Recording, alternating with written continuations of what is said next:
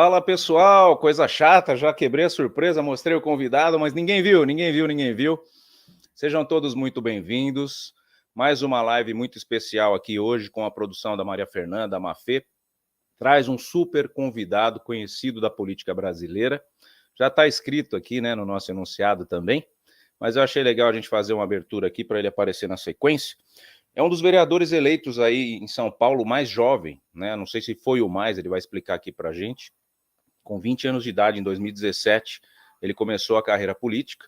Está no segundo mandato, né? Parece que vai sair deputado, vai contar para a gente aqui também. E tem muito a acrescentar na nossa política. É um cara que fala do jeito que o povo entende, né? É um representante dessa nova política que eu tanto defendo, da renovação, né? Da remoção daquele político da Praça é Nossa, né? O personagem ali que fala, ninguém entende nada. Isso acabou, né, na nossa política. Então a gente vem nesse processo de renovação e aqui no canal Thiago Parigiani, você sabe que a gente traz o que temos de melhor, né? Pessoas boas, eu quero a sua interação, quero que você coloque aí a sua pergunta. Se você é de São Paulo, se você é do Brasil inteiro, nós vamos debater temas nacionalmente conhecidos da política brasileira. Seja bem-vindo, meu querido Fernando Holliday, vereador por São Paulo. Como é que você está, meu querido? Tudo bem? Tudo bem, bom dia, Thiago, bom dia a todos aí que estão nos acompanhando. É um prazer estar aqui com você. Muito obrigado pelo convite. Legal. Eu assisti algumas entrevistas do Holliday, né? Ele é um cara muito direto ao ponto, ele não é prolixo, né? Você faz a pergunta, ele já contextualizou, falou, né? Não é aquele cara que dá aquela resposta que vira uma palestra.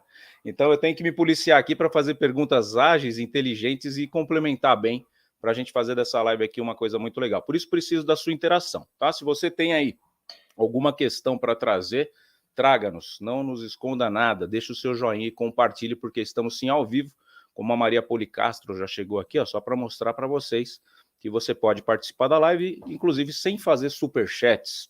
Não somos mercenarinhos aqui, Holliday. Tem canal aí que cobra, né, para participar. Aqui ninguém cobra nada, a gente está aí fazendo esse trabalho aqui com o pessoal. Temos um público muito grande de aposentados, pensionistas, servidores também, e BPCs, principalmente as mães, né, filhos autistas.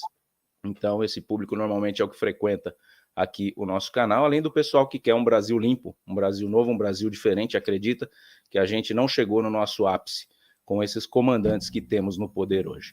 Mas, Holliday, eu vi que você falou lá no Inteligência que você nunca teve pretensão política, né? Você até chegou a comprar um estetoscópio, queria ser médico. Eu queria que você contasse um pouquinho. Primeiro, o Holliday é sobrenome mesmo ou é um... o quê? Tem um estetoscópio. Tá lá o estetoscópio aí, Dr. Holliday. O Holliday é sobrenome mesmo?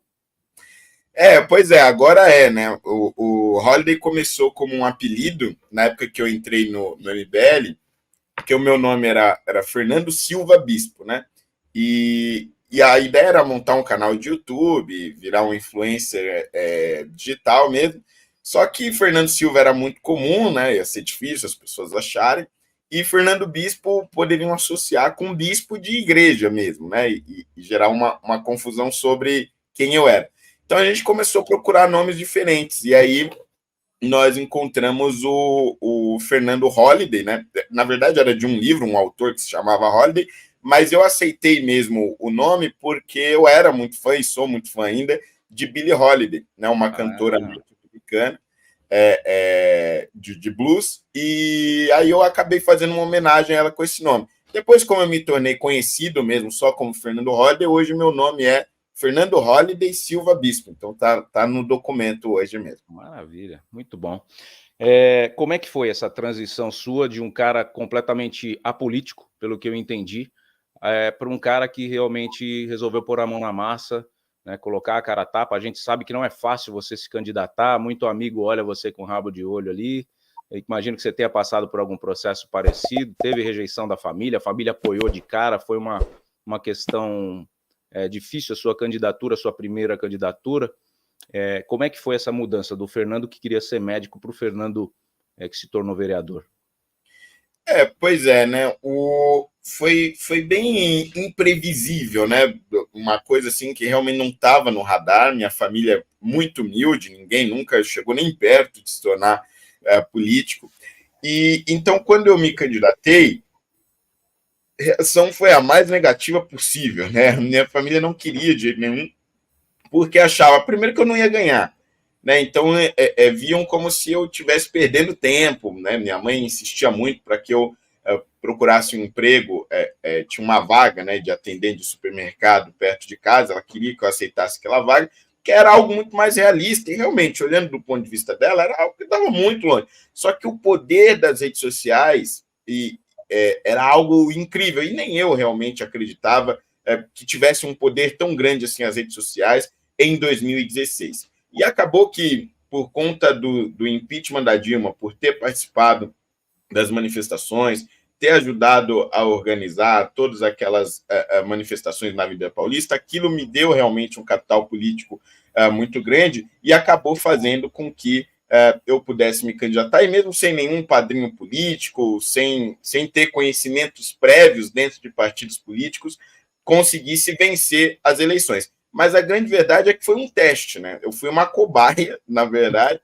Eu não acreditava que fosse ganhar na primeira eleição, achava que talvez uma outra depois eu poderia ganhar, mas acabei ganhando já na primeira e fui realmente o mais jovem da história de São Paulo, perdendo por alguns meses para o Romeu Tuma, que foi vereador lá em 1973. Né? Ele entrou, se eu não me engano, aos 20 anos e eu entrei aos 19. Muito bom. Holiday, no passado, vamos começar a apertar o laço aqui. Você criticou o Bolsonaro, né? E agora ele, inclusive, veio para assinar sua filiação ao PL. Conta para mim como é que é essa questão de muda, né? O pessoal da direita uma hora tá com o Bolsonaro, uma hora não tá. A gente viu isso com o Dória, né? Viu muito de forma latente com Frota, com a Joyce, como é que é o nome dela lá? Jornalista, né? Joyce Hasselman, né? Então, o próprio Major Olímpio, que era um frequentador de um clube que eu frequento aqui em São Paulo, a Associação Desportiva, que Deus o tenha, também foi um cara que, né, depois que entrou, virou as costas, não que você tenha virado, mas essa transição de hoje eu apoio, hoje eu não apoio, como é que é essa questão com o Bolsonaro? O que te faz mudar de opinião, às vezes, em relação a ele? A minha relação com ele, na verdade, sempre foi bem confusa, né? Nas minhas eleições de vereador, eu nunca fui apoiado pelo Bolsonaro, né? Que foram as duas que eu fui eleito. Eu era do MBL e fui eleito pelo movimento. E aí, as minhas relações com ele se deram ou antes do mandato, antes das eleições, bem lá atrás mesmo, em 2015, no impeachment da Dilma, que foi quando eu conheci, né? Eu acho que ele nem lembra dessa época, mas a gente agiu junto, que era o impeachment da Dilma, né? Aquela época eu acho que foi uma era de ouro da direita brasileira, que estavam todos unidos, não havia muito essa coisa de divisão. Claro, já haviam diferenças, por exemplo, você tinha na época 3 blocos principais, né? Revoltados Online, Vem Pra Rua e MBL. Revoltados Online tendo uma linguagem mais radical e tal. Vem Pra Rua, uma coisa mais próxima do PSDB, uma coisa mais moderada, e o MBL ali no meio das duas coisas, ora mais radical, ora mais moderado. Só que aí, conforme o tempo foi passando, essas divisões foram se afunilando até que o Bolsonaro chegou ao poder, e aí no poder as divisões realmente ocorreram. Então a minha história ela é um pouco diferente de Frota, Joyce Hasselman, etc., que eles realmente foram eleitos por ele e depois viraram as costas. Meu caso é mais uma história de namoro conturbado. A gente brigou algumas vezes e eu acho que a principal divisão, né, o afastamento que eu tinha tido com ele, e foi o afastamento do MBL também, foi quando o Moro saiu do governo, que o Moro havia acusado Bolsonaro de interferir na Polícia Federal. E naquele momento eu me precipitei, considero que o movimento também tenha se precipitado, embora eles não admitam isso, e a gente acabou rompendo, dizendo que o Bolsonaro havia decepcionado e tal, que era só mais um. Acontece que o tempo passa e a gente percebe que a acusação do Moro não tinha nenhum sentido. E aí eu começo uma briga interna no movimento para que a gente voltasse atrás, né? Reconhecesse o erro, e isso não aconteceu. Até que eu resolvo sair do MBL, passei pelo Partido Novo um período, onde havia também o mesmo problema, né, essa divisão toda, e aí chega o segundo turno das eleições de 2022, era só Lula e Bolsonaro, e aí realmente não tinha jeito, né? Apoiei o Bolsonaro e reconheci esse meu erro, pedi desculpas e tudo mais, e para minha surpresa ele me aceitou de volta, mas não é só que aceitou, do tipo, deu um tapinha nas costas e tudo bem, não. Ele foi na minha filiação, assinou a minha ficha de filiação e tudo mais. Então, acho que isso demonstra uma humildade muito grande, porque é um ex-presidente da República, um dos mais populares, aliás, eu diria o mais popular da história do país, porque a capacidade de mobilização espontânea que ele tem não se compara a nenhuma outra, indo na filiação de um vereador, quer dizer, é um negócio muito desproporcional. Então, foi de uma humildade tremenda e a minha visão sobre ele, assim, hoje é completamente diferente. Na verdade, eu tenho até vergonha dos posicionamentos que eu tive em relação a ele no passado. Ele é um cara diferenciado, realmente, né? Ele é um cara fora da curva, digamos assim, nessa questão de saber reconhecer, né, o erro. Ele erra, né, mas ele sabe reconhecer, ele não fica tentando mostrar que aquela falha dele foi uma falha. Todos os meus movimentos são friamente calculados, como a gente vê muito à esquerda querendo fazer às vezes. A gente procura buscar uma linha bem neutra. A gente tem um jornalismo hoje, Holliday, e eu sou jornalista de formação, procuro manter sempre essa chama acesa, né? Eu não concordo com o jornalismo esquerdista e nem o jornalismo direitista. Eu acho que o jornalista ele não pode cair para esse lado. Ele tem que falar o que é errado e o que é certo dos dois lados, né? E o nosso público é que determina qual a linha, qual a opinião que eles vão ter que formar. A gente vive um movimento muito estranho no jornalismo, né? A gente vê canais de televisão tomando posicionamento. Então, se você quer ouvir uma coisa mais direita, você assiste a Jovem Pan. Você quer ver só coisa boa da esquerda, você assiste a Globo. Então, isso não é jornalismo, né? Não foi o que eu aprendi. Então, mesmo simpatizando mais com um lado, a gente procura, né, ter uma neutralidade. Então, eu enxergo pontos falhos na direita e pontos falhos na esquerda. Claro que eu enxergo muito mais de um lado do que de outro, né? Mas a gente enxerga. Você trouxe o Moro para a nossa conversa, e eu vou inverter um pouquinho a nossa pauta aqui, que eu tinha umas perguntas antes, mas depois eu retomo. Você acha que nomear o Moro, que estava lá quietinho na Lava Jato, para ministro, acabou validando a narrativa da esquerda de que a Lava Jato foi um golpe? Você vê essa nomeação do Moro como um erro da gestão do Bolsonaro? Olha, fica mais fácil a gente olhar em retrospectiva, né? Olhando em retrospectiva, claro, é um erro, mas não só por isso, né? Não só por essa argumentação da esquerda, que depois acabou destruindo todo o legado da Lava Jato, mas pela própria pessoa do Moro. Ele era um sujeito que assim não entendia e não entende nada de política. Ele destruiu o governo Bolsonaro. Quer dizer, aquela saída dele precipitada levou inúmeras pessoas ao erro, inclusive eu. Depois, lá em 2022, ele vai tentar ajudar o Bolsonaro no segundo turno, mas nunca reconheceu que errou, nunca voltou atrás no que disse. Quer dizer, acusações assim, sem pé nem cabeça. Então, assim, era um sujeito extremamente inexperiente, não tem nenhum tipo de lealdade na política e acabou trazendo muitos problemas que a gente não conseguiu resolver até hoje. E de quebra, claro, houve as consequências das anulações da questão da Lava Jato. Mas isto, veja, olhando hoje, né, 2024, olhando para trás, lá em 2018. Naquele momento, acho que era muito difícil prever que tudo isso ia acontecer, porque o Moro ele tinha simbolizado realmente o sentimento de combate à corrupção e de combate ao crime. E o problema da segurança pública, agora, claro, né, ainda é um problema muito grave, mas naquela época estava chamando muita atenção o problema da segurança pública. Os assassinatos ao ano eram de 67 mil pessoas, quer dizer, o dobro do que morreu na guerra do Iraque. Então, assim, quando você traz um sujeito, claro, sem falar dos diversos escândalos de corrupção, quando você traz este símbolo para dentro do governo, a mensagem era uma mensagem que você não podia abrir mão, se ele aceitasse, evidentemente, de ter o Moro ali entre os seus quadros. Então, me parece que era muito difícil evitar se o Moro acabasse aceitando isso. Agora, claro, olhando daqui para trás, é um desastre. O pessoal já começou a fazer algumas perguntas aqui. Como a gente já esperava, essa live não foi notificada pelo YouTube, mas depois a gente transforma ela em cortes e aí a gente vai ter uma visibilidade maior do tamanho do Holliday, do tamanho da consideração que ele merece. Se você está chegando agora, deixa o seu joinha, ajude a gente a empurrar essa live. A gente costuma fazer as lives sempre na parte da noite, né? Mas hoje a gente não tinha agenda na parte da noite. Mas enfim, o Reginaldo traz essa colocação aqui para a gente retomar a pauta do Moro na sequência. Na opinião do Holliday, qual a importância da sociedade se envolver mais na política, considerando que a política está em tudo: educação, saúde, criminalidade, economia, emprego e etc.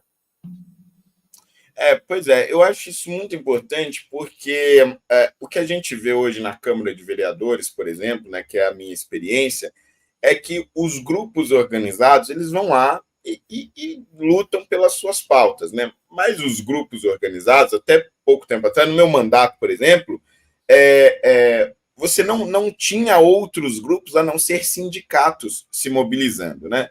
Então você ia votar um aumento de professores, por exemplo, o sindicato dos professores vai lá, se mobiliza.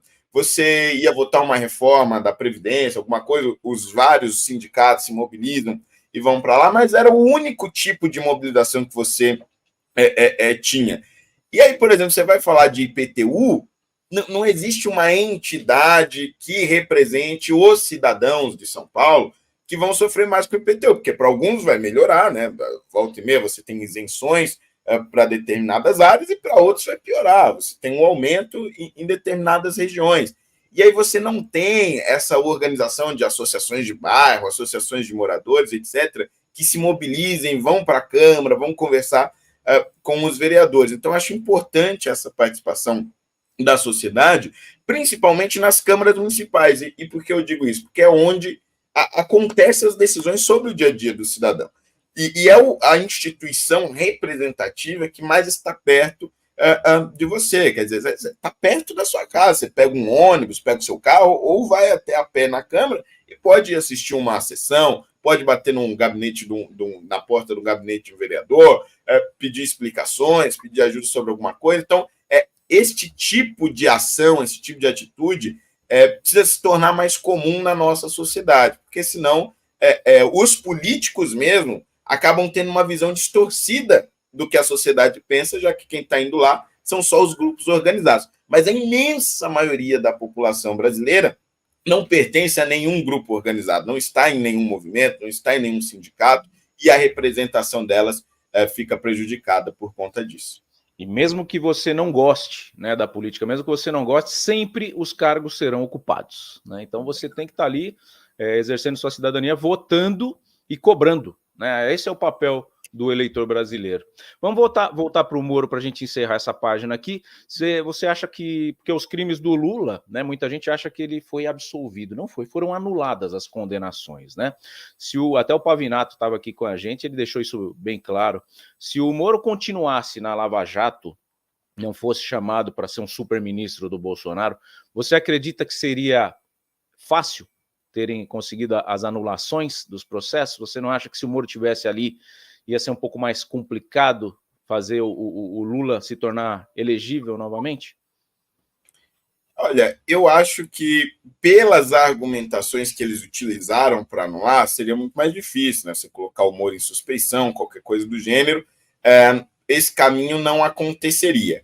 Mas a suspeição do Moro não foi o único ponto, né? Foram a questão processual, né? Quer dizer, disseram que na 13ª Vara de Curitiba, Lula não poderia ter sido julgado por aqueles casos. Ou seja, na grande verdade mesmo é que o momento político favoreceu que as acusações em relação a ele fossem anuladas. Então, me parece que se o momento político fosse o mesmo, né, se a reação do sistema ao governo Bolsonaro fosse o mesmo, essa reação de choque, essa reação de não podemos ter Bolsonaro no governo de hipótese alguma, iam utilizar esses critérios processuais, não de mérito, para acabar anulando as condenações do Lula e colocá-lo de novo candidato em 2022. Claro que esse processo foi acelerado pela saída do Moro, mas acho que ele acabaria acontecendo porque o objetivo era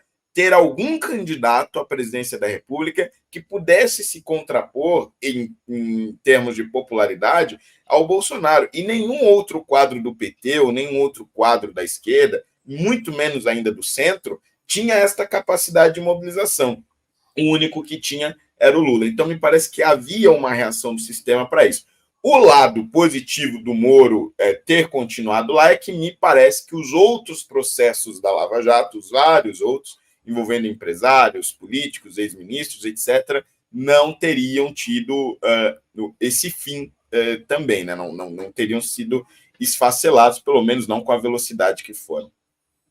Como é que você vê essa questão da Globo reagindo com a indignação de poder ver um Trump, né, ser eleito e conduzir lá a América do Norte de dentro da cadeia, quando a gente tem aqui um ex-condenado ou um ex-presidiário, como muita gente gosta de falar, porque não é um ex-condenado, porque as anulações, a gente acabou de falar, não foram absolvições, foram anulações, né? Anulações que são questionadas. Como é que você vê o espanto da maior emissora do país em relação à política americana, que é tão interligada a nossa, né? Muita gente não entende isso, mas muitas das coisas que acontecem lá acabam se replicando aqui. A própria questão do que aconteceu depois que o Trump não foi reeleito, aconteceu aqui no 8 de janeiro também, né? Parece que é um espelho, né, da América do Sul. Como é que você vê esse espanto e como é que você reage a isso, já que você trouxe, né, que de um lado é visto de um jeito e do outro lado é visto com muito mais espanto? Nossa, que absurdo. Pois chega a ser até engraçado ver as matérias de quando o Lula teve suas acusações anuladas e pôde concorrer, e agora as matérias sobre a condenação do Trump. Quer dizer, isso demonstra realmente que é uma emissora que tem um lado muito claro, e é triste que ela tenta se colocar como imparcial. Uma coisa se você é um veículo jornalístico, um veículo de imprensa, e tem um posicionamento político claro, pelo menos você está sendo sincero, está sendo honesto com o seu telespectador. É o que acontece nos Estados Unidos, por exemplo. Você tem o New York Times, que é um jornal de esquerda, nos seus editoriais sempre apoiaram o Partido Democrata e tudo mais. De outro lado, você tem a Fox News, que é um canal de televisão assumidamente de direita, sempre nos seus editoriais apoiando o Partido Republicano, assim como a CNN também tem uma vertente mais à esquerda. Agora, aqui no Brasil, você tem o contrário, né? Você tem a tentativa de se fingir neutro, enquanto você tem um lado muito claro. E outra, do ponto de vista dos americanos, me parece que a legislação deles é mais democrática nesse sentido. Porque mesmo que o sujeito seja condenado, a decisão sobre ele assumir um cargo ou não ainda pertence ao povo. Ao contrário do que acontece aqui no Brasil, onde você tem um ex-presidente da República extremamente popular, um outro presidente atual que não pode sair na rua, e aquele que é mais popular não pode concorrer. Quer dizer, a decisão ela tem que ficar no povo. Mas foi condenado, não sei o quê, etc. Deixa com o povo.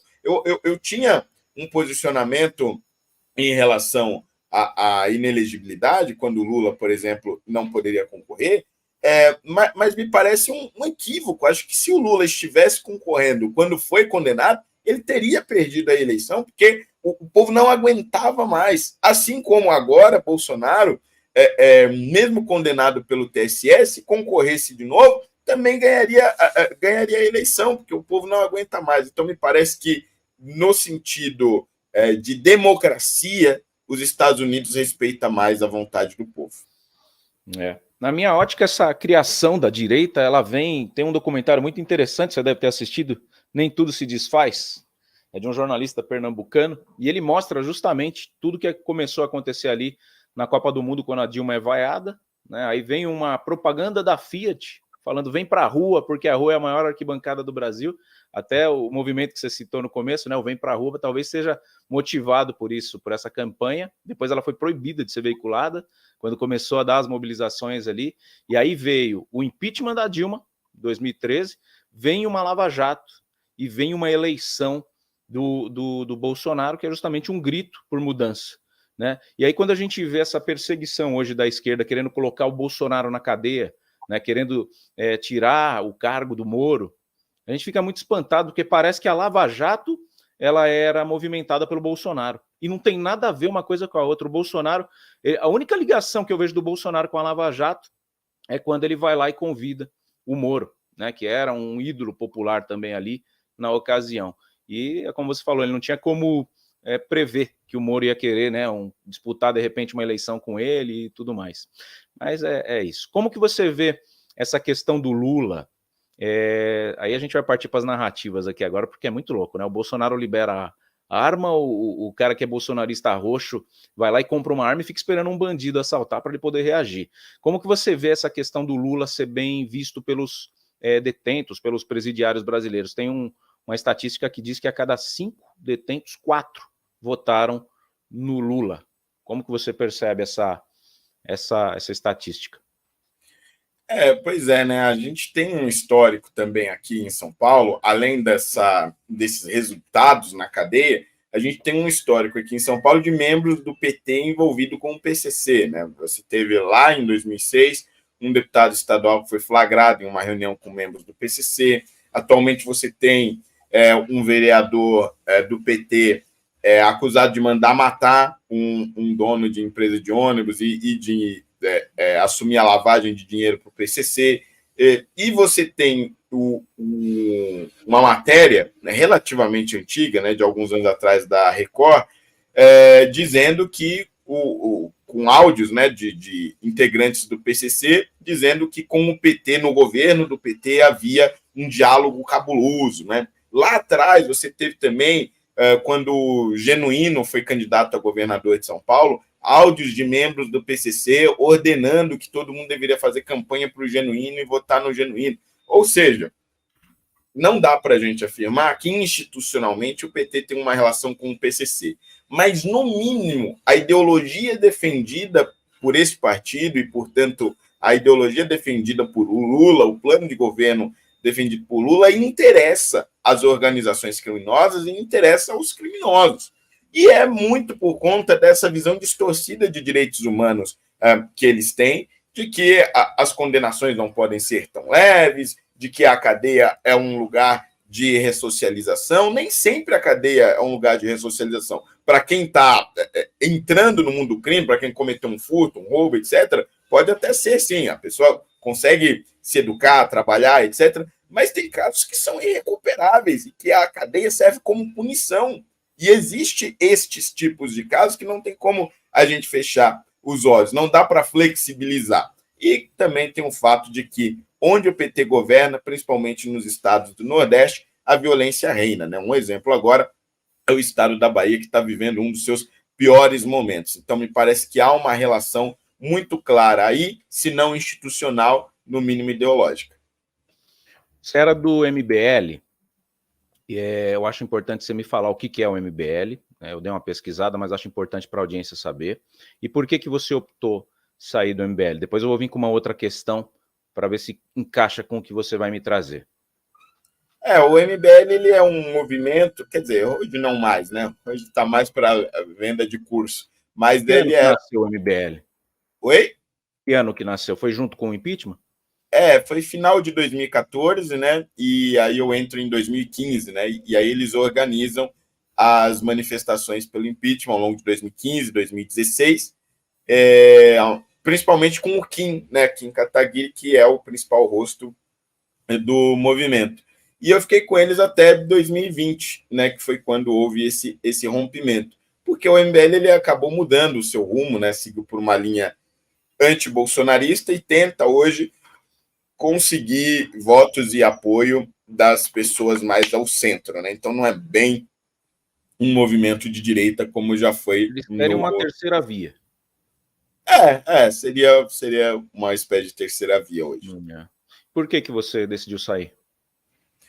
Foi essa divisão, né? Esse caminho de tentar dividir a direita. Eles acreditavam, né, que havia uma direita antibolsonarista que pudesse sustentar o movimento, só que não fazia o menor sentido, porque nosso inimigo, o nosso adversário, né, que é o PT, tinha um poder gigantesco, tem um poder gigantesco, então não fazia sentido essa separação, né? E eu sempre defendi, desde que foram esclarecidas, né, aquelas denúncias do Moro, de que nós deveríamos nos aliar ao Bolsonaro, que, na verdade, é hoje o único líder da direita mesmo. Não existe outra direita sem o Bolsonaro, e o MBL não enxergou isso e insiste nesse terceiro caminho até hoje. Eu fui num evento, você estava no Fio Diário, né? Agora. Estava lá com o Superman. Eu fui num evento aqui de Guarulhos que eles nomearam como MGC, Movimento Guarulhos Conservador. Que eu vi uma similaridade ali com o MBL, só que era um MBL bolsonarista, né, se é que isso pode existir. E aí subiu o palco o Superman, subiu o Adrilles, tinha acho que o Pavanato estava lá também, e alguns que subiram ali começaram a discursar e falar, sabe, olha, o Bolsonaro errou na vacina, ele foi negacionista, e você vê que quando essas pessoas que vão num evento bolsonarista começam a falar de um erro, né, porque o Bolsonaro teve erros, ele não é Deus, né, Jesus Cristo, nem Jesus Cristo agradou todo mundo, mas quando você vai num evento desse, e aí talvez seja por isso que você tenha saído do movimento, você sente que o fanatismo do público desses eventos, ele não permite que se enxergue com imparcialidade aquele personagem que eles idolatram? Ou você não percebe essa questão do Bolsonaro, de repente, ter criado um público muito mais radical do que ele mesmo? Não, eu acho que tem, sim. Acho que todas as correntes, né, que são criadas em torno de uma ideologia, em torno de um nome, acabam tendo, sim, pessoas mais radicais, pessoas mais moderadas. Veja, a gente tem, dentro do espectro do bolsonarismo, o Tarcísio, né, que é considerado até moderado demais por alguns, né, porque tem gente que diz que ele é quase um tucano.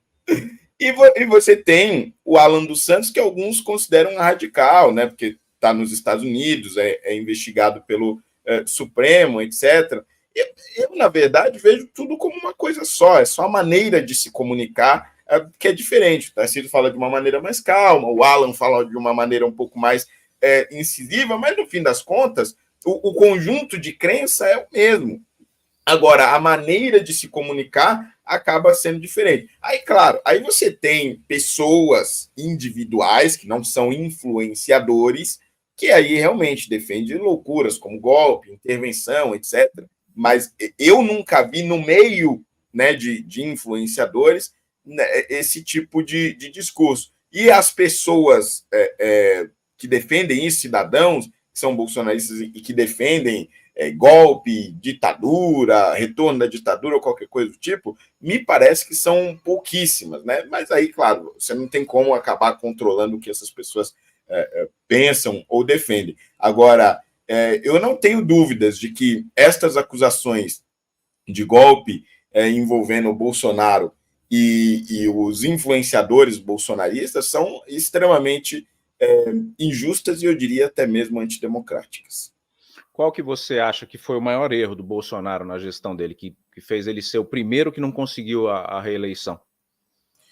Olha, eu acho que ele próprio já me respondeu isso, né? Foi uma das perguntas que eu fiz a ele, né? Uma vez que eu fui visitá-lo no hospital, uma das vezes que ele esteve aqui em São Paulo, e ele me disse que teria falado menos, né? Principalmente na época da pandemia, teria deixado essa questão para o Ministério da Saúde mesmo, né? Não entrado nessas minúcias. E me parece que realmente é um bom ponto, né? Acho que, apesar dele ter dito coisas que poderiam ser melhor explicadas, né? E realmente eram problemas graves, como você tem, por exemplo, a questão da AstraZeneca, que recentemente até saiu de circulação por conta de alguns efeitos colaterais não muito bem explicados. Você tinha contratos com a Pfizer também, que tinham cláusulas problemáticas, mas acho que ele não deveria ter entrado nesses assuntos, porque nem todo mundo entenderia, achariam que ele não estava querendo trazer vacina, quando na verdade acabou trazendo. Então foi um erro de comunicação que acabou prejudicando ele durante a pandemia. A questão do Carlos Bolsonaro ter sido um gestor das redes dele, ficar ali com discussões com a Anitta, você vê como uma situação pior do que a nomeação ali do Moro, depois com a traição do Moro na saída do ministério? Porque eu fiz a mesma pergunta para o Pavinato, eu falei, cara, você acha que qual foi o maior problema, o Moro ou a comunicação? Aí deixa você responder e aí depois eu trago o que ele me falou, senão você pode se basear na resposta dele.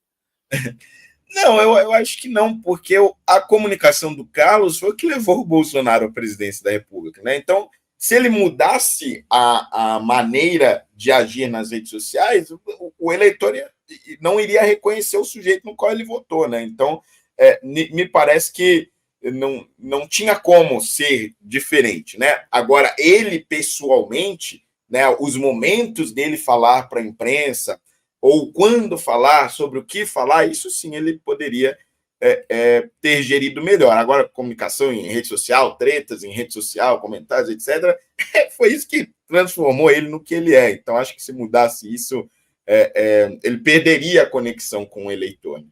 Ficou preso a um estereótipo, né, que foi criado ali pelo Carlos. Falando de Carlos Bolsonaro, vamos mudar um pouquinho o tema.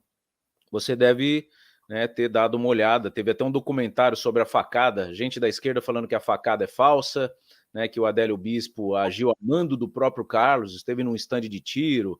Enfim, é uma teoria da conspiração muito maluca, né? A direita fala que os advogados eram todos envolvidos com o PT, com o PCC, e a esquerda fala que a facada sequer tenha existido. Como você vê o fato da facada lá que mudou a política brasileira, né? Na verdade, a popularidade do Bolsonaro ela explode depois daquele evento em Juiz de Fora, em setembro de 2018. A PF concluiu, né, que o advogado dele tinha envolvimento com o PCC, um dos vários advogados que surgiram e foram pagos, não sei por quem, não sei por onde. Eu acho que a PF deveria ter se debruçado melhor sobre como é que se descobre que o sujeito que matou um candidato à presidência da República, esse candidato se tornou presidente, esse sujeito que tentou matar o cara tem um advogado ligado a organizações criminosas e você não investiga até que ponto vai esta ligação e quem pagou esses advogados, porque esse é um ponto crucial que a PF não respondeu até hoje e não achou relevante responder. Quer dizer, Adélio Bispo tem vários advogados, não tem um tostão no bolso e tem uma defesa cinematográfica. Quer dizer, quem está pagando isso? E como que você não conecta o pagamento desses advogados ao mandante do crime? Quer dizer, é uma coisa real. Me parece, sim, que a PF fez uma investigação pela metade, fez uma investigação meia boca, e não é possível concluir que o Adélio agiu sozinho em hipótese alguma, pelo menos não até que se responda a pergunta de quem pagou a conta dos advogados e se houve um fluxo de caixa do crime organizado para estes advogados, ou pelo menos para um deles, que tem, pelo menos um, né, tem a ligação comprovada de acordo com as investigações. Então, me parece muito mais provável que alguém tenha mandado matar e que não se encontrou ou não quer se encontrar esta pessoa. Como é que você vê a declaração do Eduardo Bolsonaro falando que agora, se a direita assumir o poder em 2026, ontem ele falou da possível elegibilidade, né, do Bolsonaro, agora a coisa vai ser investigada a sério. Você já teve alguma conversa em relação a isso com alguém da família Bolsonaro? Por que ninguém se interessou em conversar com o Adélio Bispo ali? Durante os 4 anos de mandato, o Bolsonaro teve essa chance, né? Se você é esfaqueado por um rapaz que hoje está preso, né, nas garras do sistema brasileiro, e você é o presidente da nação, o executivo, né, não seria viável você marcar, nem que seja do jeito que era a perseguição midiática no Bolsonaro, né, qualquer coisa que ele fosse falar, poderiam falar que ele ia querer coagir ou tentar matar o Adélio, né, do jeito que era, mas ele poderia gravar, tem N formas, né, dele poder fazer uma conversa para tentar entender, né, quem de fato tentou te matar. No lugar do Bolsonaro, você não teria essa curiosidade? Alguém da família Bolsonaro chegou a te dar essa resposta? Por que não houve esse tipo de aproximação para ter o entendimento daquilo ali todo? Eu nunca cheguei a conversar com ele sobre esse assunto especificamente, mas me parece que haveria ali um desvio de função, né? Principalmente por se tratar de uma questão muito pessoal, né? Me parece que você tentar fazer isto pessoalmente, executivamente, poderia levantar suspeitas, etc., e até mesmo anular as provas que potencialmente viriam a ser conseguidas, né? Porque tem essa questão também, já que ele seria o presidente da República, estaria falando ali com um cara que tentou matar ele. Agora, a Polícia Federal estava, ao meu ver, fazendo um trabalho sério, né, durante o governo Bolsonaro, porque também não é uma questão simples você descobrir quem mandou matar alguém. Tanto é que o caso Marielle foi ser solucionado há pouquíssimo tempo, e ainda assim não se sabe ainda se os sujeitos vão continuar presos mesmo, ou se as provas são suficientes para acabar condenando eles. Então não é uma coisa assim, não é tão simples quando você encontrar quem efetivamente matou ou tentou matar. Então, me parece que se Bolsonaro tivesse seguido esse caminho, a situação poderia ter piorado, né? A gente já debateu e chegou a essa mesma conclusão. O que eu, só para estava te devendo, o que o Pavinato falou foi que realmente a comunicação do Carlos foi pior do que a nomeação do Moro, tá? Mas aí a gente aqui chegou em uma outra conclusão. Tinha que ser daquele jeito, né? Tinha que ser daquele jeito. Tem um projeto, o Reginaldo ele faz uma pergunta aqui sobre os aposentados, e eu preciso te trazer isso. A gente falou até com o capitão Alberto Neto, que era vice-líder do governo Bolsonaro, na ocasião. Existia um projeto para aposentados e pensionistas, só te trazendo um pouquinho para o nosso universo, que era em relação ao 14º salário, na época da pandemia. Acho que você deve ter ouvido falar alguma coisa, né? A gente está junto com os criadores desse projeto, que é o Sandro Gonçalves, o Milton Antunes, o Felipe Brito, e eu era praticamente um coautor desse projeto de lei. E o Bolsonaro perdeu por 1,5 milhão de votos. A gente tem uma massa de 39 milhões de aposentados no Brasil, né? Então aí eu trouxe o capitão Alberto Neto e falei, o Bolsonaro não quis liberar o 14º para os aposentados, para favorecer ali esse 1,5 milhão de votos, que com certeza viria dentro de uma massa de 39 milhões. Aí ele falou, ele não quis porque não queria colocar as finanças do Brasil em risco. Eu falei, agora vocês colocaram num risco de 4 anos com a esquerda de volta ao poder, e a gente está tendo números pandêmicos, mesmo sem ter pandemia. O Reginaldo traz outra pergunta aqui, muito inteligente, o que o Holliday acha sobre a perda salarial dos aposentados em relação à correção anual sobre o salário mínimo. E digo mais, o que você acha da Tebet, né, querer desvincular o aumento do salário dos aposentados do salário mínimo? Com certeza, bem informado como você viu essa notícia, e o que ela quer é deixar o salário dos aposentados defasados, como se fosse um Bolsa Família, sei lá, uma ajuda de custo, e que deixasse de ser um salário mínimo. Como é que você enxerga isso? Esse é um grande desafio do Brasil, né? Porque a nossa população ela está envelhecendo cada vez mais, né? E a gente vai chegar num nível que é o como da Europa, né? Onde a maior parte da população acaba sendo de aposentados e uma menor parcela da população estando na população de economia ativa. E o grande erro que o Brasil pode cometer é de agir como se a aposentadoria fosse uma espécie de caridade. Quer dizer, os aposentados fizeram muito pelo nosso país. Eles que construíram o país que nós temos hoje. Então, a eles nós devemos respeito, mas não é caridade do tipo, olha, vamos ajudar essas pessoas. Não, é um pagamento mais do que merecido pelo trabalho que eles já exerceram, porque senão, se não fosse por eles, nós não teríamos chegado até aqui. E essas pessoas consomem, né? Essas pessoas ainda estão circulando na sociedade, elas consomem serviços,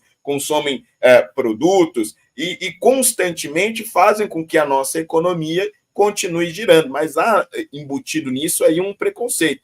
Então, eu sou extremamente contrário a essa desvinculação. Acho que sim, a gente precisa pensar em fórmulas de sustentar isso financeiramente, porque também a gente precisa manter os equilíbrios da conta pública, mas isso não vai se fazer às custas de deixando os aposentados mais pobres no nosso país, né?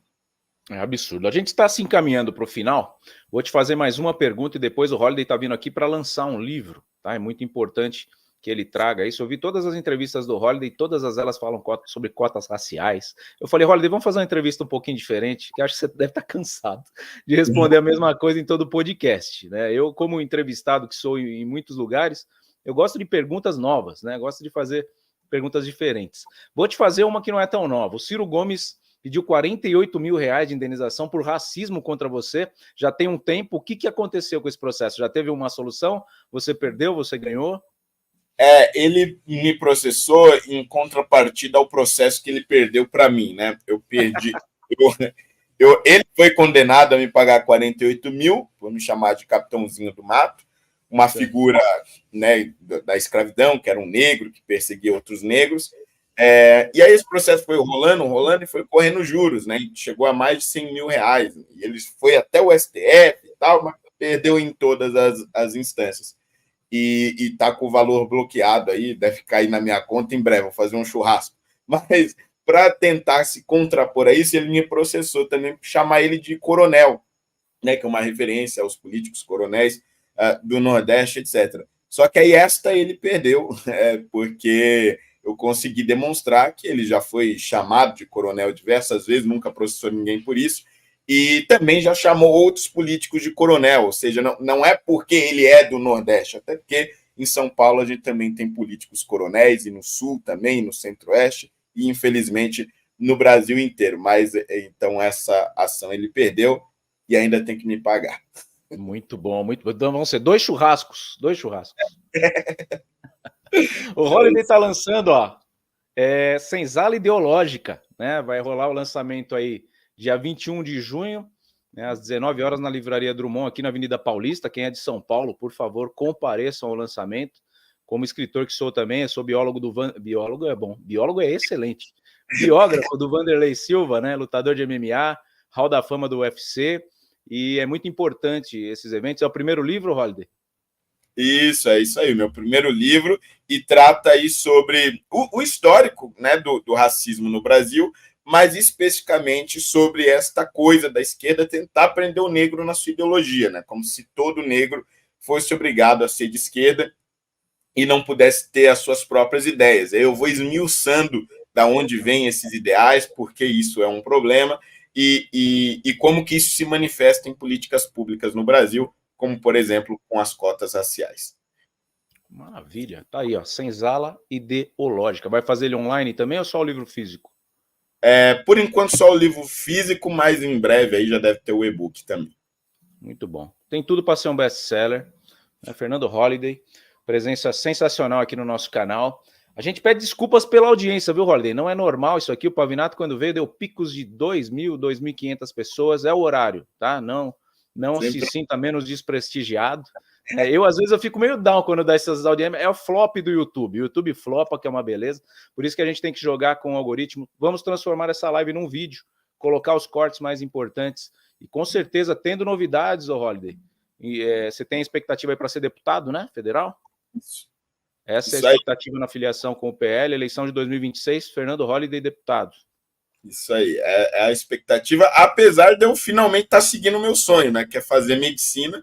Estou conseguindo, por enquanto, manter o mandato e fazer o curso, mas a ideia é vir a deputado aí, se os planos continuarem assim.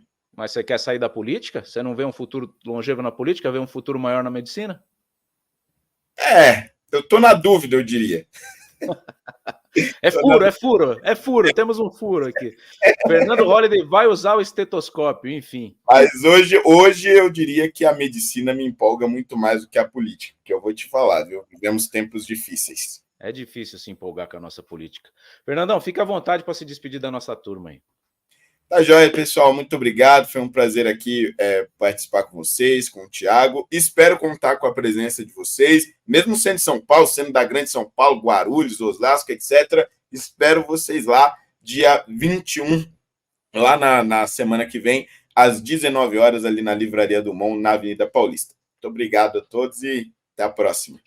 Senhoras e senhores, Fernando Holiday, vereador mais novo da cidade de São Paulo. Muito obrigado a todos vocês que ficaram até o final. Não se esqueça de deixar o joinha, tá? E faça aqui o seu comentário, a gente procura responder, mesmo que seja offline. Fernandão, mais uma vez, muito obrigado pela presença. Até a próxima. Tchau, tchau.